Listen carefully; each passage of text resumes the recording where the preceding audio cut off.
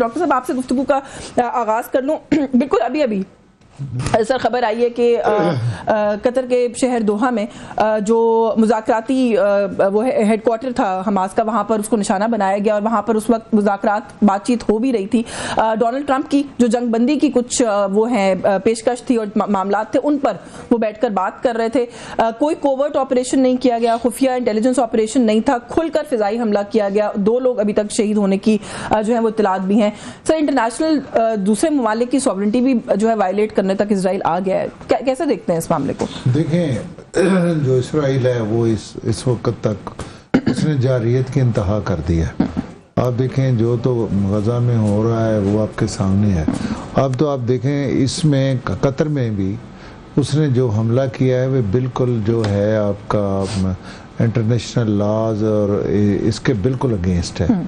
और दूसरी चीज़ ये है कि अब तो आप देखें आपके यूरोपियन कंट्रीज भी, आप कोई मुल्क मेरे ख्याल में ऐसा नहीं है बहुत इंडिया के अलावा कि जिसने इनके इस जारियत का जो है, ये सिर्फ कतर वाली नहीं, मतलब जो जो गजा में हो रहा है इसकी उन्होंने मजम्मत ना की हो, बल्कि इस पे अपने रिजेंटमेंट शो ना की हो।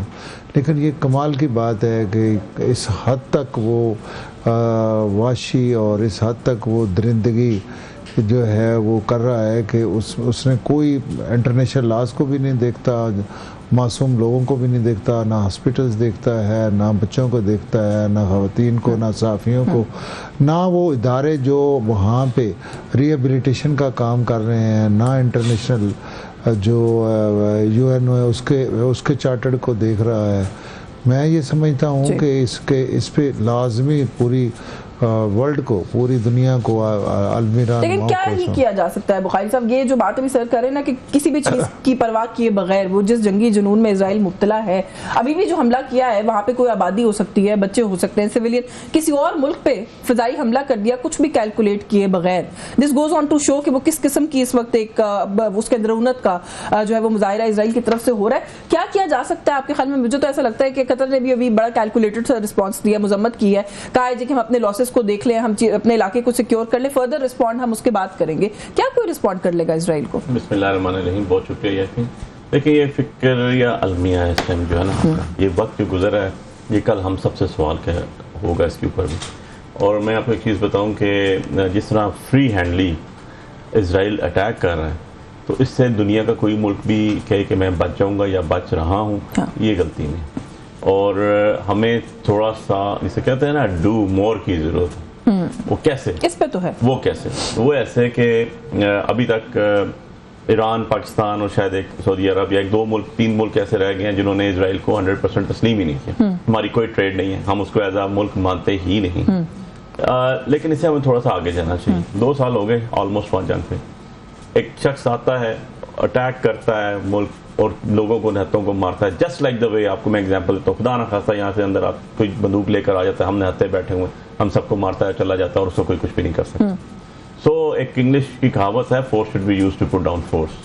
सो आप जब तक अपने अंदर स्टेबिलिटी, अपने अंदर इंकरेजमेंट नहीं लेके, मार दिया ना ईरान के पास जो ताकत ही मारे उन्होंने, मिसाइल क्या कर लिया उन्होंने, आज कतर में घुस के जो अपना टारगेट अचीव करके चले गए। उसके बाद उन्होंने, ईरान ने उनको वापस 100, 200, 300 जितने मिसाइल से मारे तो सही यार, उनका बुड़गस निकल गया वहां पर। इट्स अ फैक्चुअल पोजीशन कि वहां के ऊपर ये चीज निकलना शुरू हो गई कि यार हमने जो खुद वहां पर जूझ रहते हैं उनकी तरफ से आप देखें तो भरा होता सोशल मीडिया के, यार हमने तो मुल्क लड़ने के लिए नहीं बनाया था। जब उनको मार पड़ी तो उनको पता चला कि नहीं, हमने तो ये पीसफुल मुल्क अपने मजहब के मुताबिक लड़ने के लिए बनाया था और अब तो ये जंग आगे जा रही है।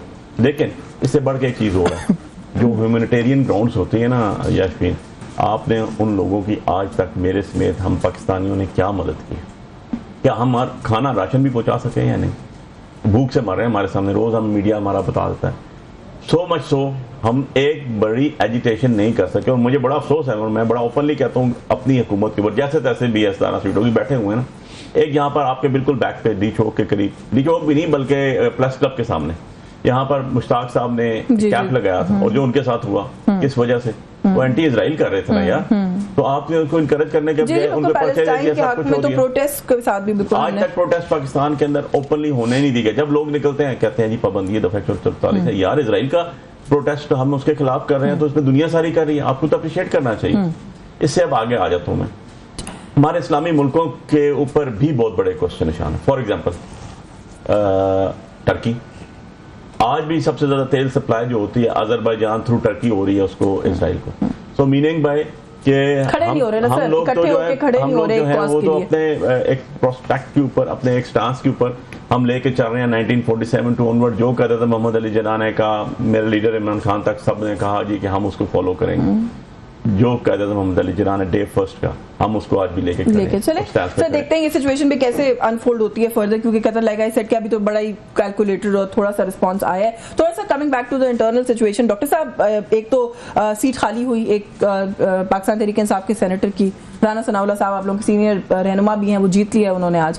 जीतने के फौरन बाद दो बातें हैं, एक तो उन्होंने ये कहा जी कि पाकिस्तान तहरीक इंसाफ का पॉलिटिकल करियर ही खत्म हो गया, अब तो पता नहीं वो सेनेटर बनने के बाद उनको कोई खास कहीं से कोई बात जो है वो समझ में आई है। दूसरा उन्होंने कहा कि 10-12 पीटीआई के लोग ऐसे थे जिन्होंने मुझे पेशकश की कि हम आपके हक में वोट कर सकते हैं।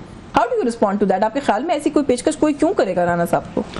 देखिए, इसमें जो राना साहब ने कहा वो राना साहब ही बता सकते हैं कि किसने ऑफर की, लेकिन मैं एक बात कहूँ कि जो उन्होंने दोनों बातें कही हैं दोनों ही ठीक है।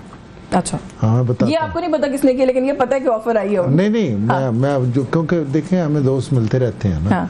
अब पीटीआई के बहुत सारे दोस्त पीटीआई की सियासत से एलर्जिक हैं, और मैं ये बिल्कुल यकीन से, मेरे भाई हैं, ये लायल आदमी हैं, लायल वर्कर हैं, अच्छे बंदे हैं, और ये अच्छे लोगों की निशानी होती है कि वो अपनी पार्टी के साथ खड़े रहते हैं। हम इनको ये भी नहीं कहते कि ये अपनी पार्टी छोड़े, ये क्योंकि हमारे पे भी ये वक्त आया, हमने नहीं पार्टी छोड़ी। ये अच्छे लोगों की निशानी होती है, जहाँ अपने नज़रिए अपनी सोच के साथ खड़ा होता है उसे खड़ा रहना चाहिए।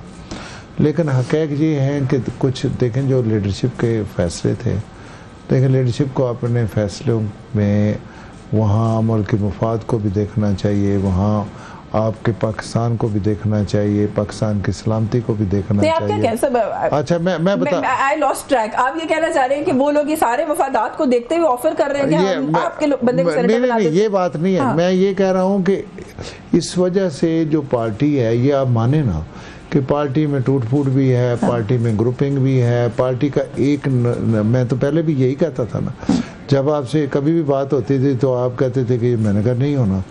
ये मैं खुद भी कह रहा था, ये राना साहब ने थोड़ी बात की है। मैं तो ये कहता था क्योंकि देखें वहाँ पे एक पर्पस, अगर कोई आपका कोई पर्पस होता है ना, एक पार्टी का कोई मंशूर होता है, वो मंशूर पे ही लोग इकट्ठे होते हैं। अगर पार्टी का मंशूर ही नहीं है सिवाय एक काम के कि खान को रिहा करो, इसके अलावा तो कोई मंशूर है नहीं। लीडर को रिहा कराने वाले लोग भी अच्छे नहीं होते। अच्छी बात है, आप लोग खुद भी बड़े वो थे। मैं बाबा कह रहा हूँ अच्छी बात है। देखें इधर सैलाब की बहस होती है असेंबली में, इधर जनाब 2 मिनट में जनाब स्ट्राइक करके बाहर चले जाते हैं। स्पीकर साहब कहते हैं बाबा आप अपने हलकों की बात करके चले जाएं, अपने लोगों की नुमाइंदगी करके चले जाएं जिन्होंने आपको वोट देके भेजा है, एक सिर्फ सैलाब नहीं है। इसी तरीके से कोई भी पब्लिक इंटरेस्ट का कोई भी इशू वहाँ पे बहस होती है। देखिए क्वेश्चन आंसर जो होते हैं वो अपोजिशन के, अली भाई भी समझते हैं, अपोजिशन की अपने मुफाद में होता है। कोई गवर्नमेंट का एक किस्म का एक रिव्यू लेते हैं कि क्या हो रहा है क्या नहीं हो रहा, तो उसको भी ये जब स्टार्ट होगा तलावत होगी सब हाजिर, यानी आप कह रहे हैं रियल इश्यूज पे बात नहीं, रियल इशू पे बात ही नहीं करते। अगर रियल इशू पे बात नहीं करते तो मेरा मतलब ये देखें वो उनका राइट बनता है, वो उनका एक लीगल राइट बनता है, पार्टी का राइट बनता है, वर्कर के जज्बात हैं, वो अपने लीडर के लिए बिल्कुल लेकिन साथ साथ काम भी करें, साथ साथ काम भी करें। सर मुझे ब्रेक लेनी है, लेकिन मैंने पहले आपको इंटरप्ट किया, उनके लिए भी तो सोचें। अब पूरे मुल्क में सैलाब आया है, आपने बड़ी तारीफ की है भाई हैं हमारे अली बुखारी साहब की, आपने कहा कि अच्छे लोगों की निशानी होती है जो मुश्किल वक्त में पार्टी के साथ। मैं तो नहीं कहता जो मुश्किल वक्त में इस पार्टी को बुरे लोग छोड़ के सारे आपने क्यों जमा कर लिए, मुझे तो ये समझ में नहीं हमने जमा थोड़े किए, धक्के से आते हैं, क्या करें आप, हमें मजबूरी में लेना पड़ता है। सर बड़े नाम मेरी आप बात करें, बहुत बड़े नाम है, ये देखें धक्के से आए हैं, ये मेरी बात सुनो, ये पार्टी बनाई ऐसे गई थी, मेरी बात सुनो, ये जो है ना तशद्दुद से लोगों पे ज्यादतियां करके लोगों के कान पकड़ा के ये पार्टी बनाई गई। अभी आपने कहा सर ये अच्छे क्योंकि ये पार्टी के साथ खड़े हैं। मैं इनकी तो बात ही नहीं कर रहा ना, मैं तो वैसे जनरली बात कर रहा हूँ ना कि ये पार्टी का मैंडेट ही ऐसे बनाया गया कि देखें मेरे पे भी आपको पता है ये 2 मुकदमे हुए दहशतगर्दी के, तो ये इसी के से बनाया गया, जो लोग कमजोर थे वो पार्टी को छोड़ गए, बस बात तो इतनी सी। और आपने रख लिए वो हम क्या करें? अब वो पाकिस्तानी हमारे भाई हमारी तरफ आते हैं। नहीं मैंने तो सर इसलिए सवाल किया, आपने कहा कि वो अच्छा होता है इंसान जो पार्टी के साथ मुश्किल वक्त में रहता है, तो फिर दूसरा बुरा ही हुआ ना, आपने बुरे जमा कर दिया।